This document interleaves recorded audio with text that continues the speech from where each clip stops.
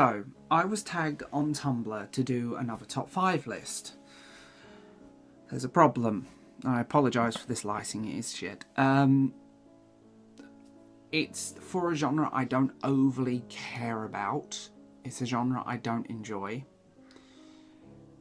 And it's a genre that kind of leaves me cold. So I was tagged to do my top 5 zombie books. Tiny little problem. I've only ever read a handful of zombie books that I like. And they're not really the typical zombie novels.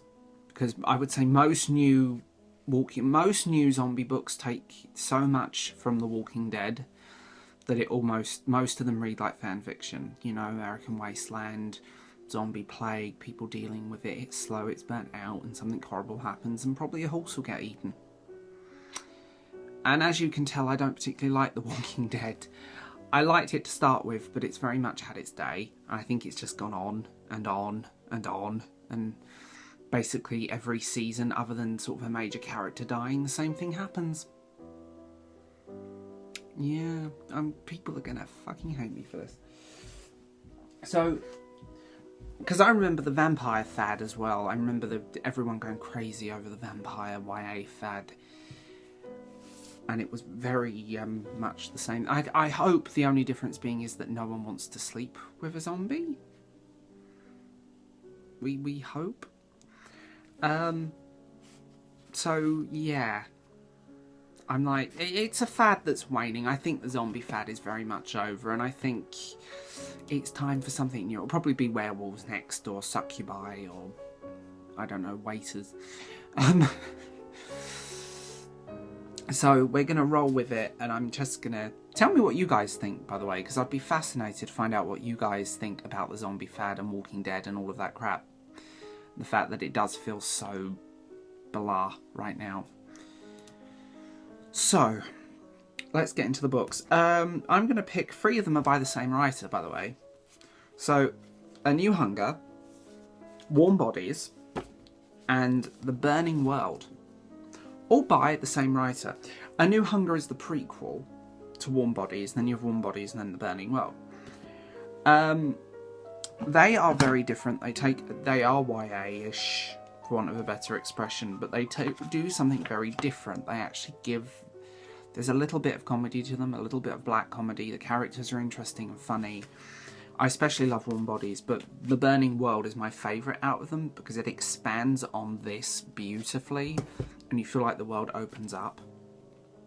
Because it's not that same story of being lost in a wilderness. This is Romeo and Juliet with zombies. And this kind of borrows again from Shakespeare in a few ways. They are very enjoyable and very fun, so I would wholeheartedly recommend these. I know doesn't seem to be out everywhere in the world, but do try and get your hands on it. If you're interested in any of the books I'm talking about, do remember there is a book depository link down below, and I also put some Amazon links to these if you guys really want them. And The Girl with All the Gifts. A rather grubby copy of The Girl with All the Gifts. This deals with zombies in the most unique way. I think we all know of the zombie fungus that takes over ants in the rainforest. It deals with that in humans. This book is quite gruesome, but the main story isn't about zombie outbreak. The main story is about a girl. About the main character. Her journey and the people around her. It's very, very well done, very powerful and very punchy, which I think we need more of. But to continue this zombie discussion, I think the problem with the zombie genre is that there's very little you can do. Resident Evil, the original Resident Evil film is really good. The video games I love. Well, not so much the recent ones, but the PS1 and Dreamcast and GameCube era. Heaven.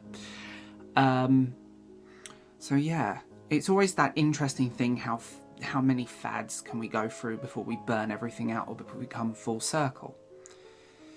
So please tell me what you think down below about this, and